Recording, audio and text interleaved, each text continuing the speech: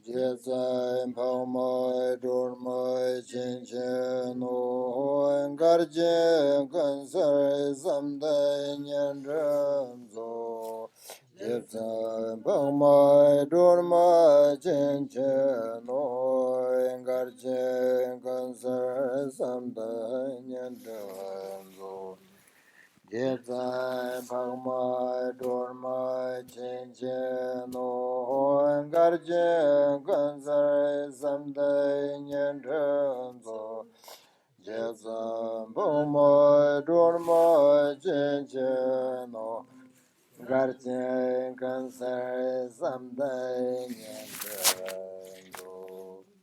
Gypsum G means master, master or supreme one, or protector, right? Zun is like a unique quality of body, speech, and mind. Zun is like venerable. And then Tibet, Pagma, Pag means like, yeah, huh? Noble, or what do you call it? Glorious? Glorious, okay. Pagma, Ma is mother. Gypsum, Pagma. Dorma means mother, right? Mother. Dol means liberation. Ma is mother. Dorma, which is like, activity of love and compassion. Dorma. And then chit cheno. Chit means like you. Cheno means to be aware of. Gypsum Pagma Dorma Chin Chin. Garchin considers something. Gar means like contradiction. Chin means conditions. So kun sel kun means all. Sel means sort of dispel or remove. Garchin kun so. Some dun yindum zot. Some means like our wish, hope. Ton is the meaning. Nyundup garchin kun so some dun. Nyur means remember quickly. And drip means accomplish. Zod means like please do it. So this means like we have in English.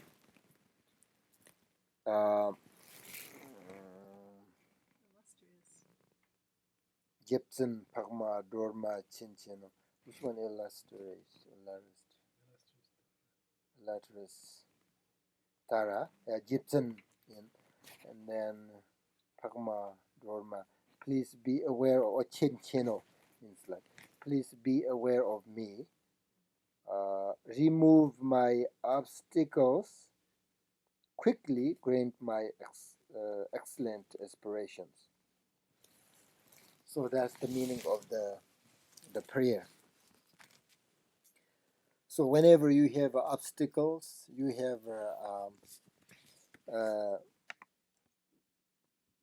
some sort of contradiction. They're said garchin.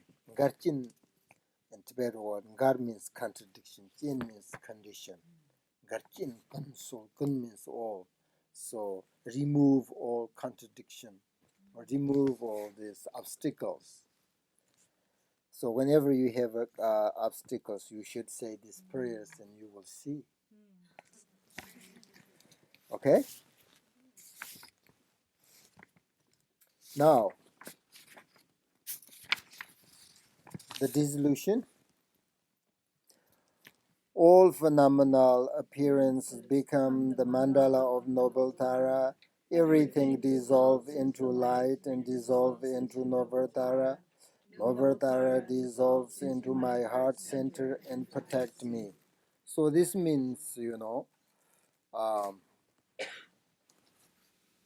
at the end you visualize, now you sort of, this is, right now we're training, right?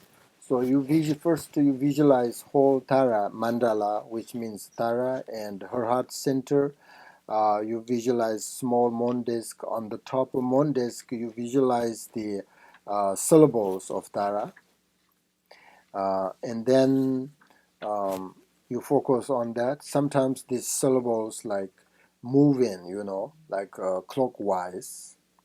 Sometimes just doesn't, just to stay, stand up, the sit. And then from these syllables, light come from light, the different lights or just whatever. So radiant lights from the syllables and comes you, and then you sort of think that all your obstacles removed, and then you just relax and focus on that visualization. Or if you can say some taras, the mantra, and then at the end, all this visualization dissolve into tara. Tara dissolve into your mind, and then you need to sort of focus on this space of great emptiness, and then when your thoughts arise, don't really follow them, don't worry them, just to really be relaxed. Whenever thoughts arise, you just let them go and focus you on your inner nature. So that's about the tara. When you practice tara, if you can visualize same time when you recite the rituals and mantras, that's wonderful. If you cannot, then you can do different times. First to recite, sort of concentrate on the meaning of the ritual, and then when you're done, then just to relax. You don't have to recite, and then focus on your visualizations. Okay, few minutes. Meditate on that.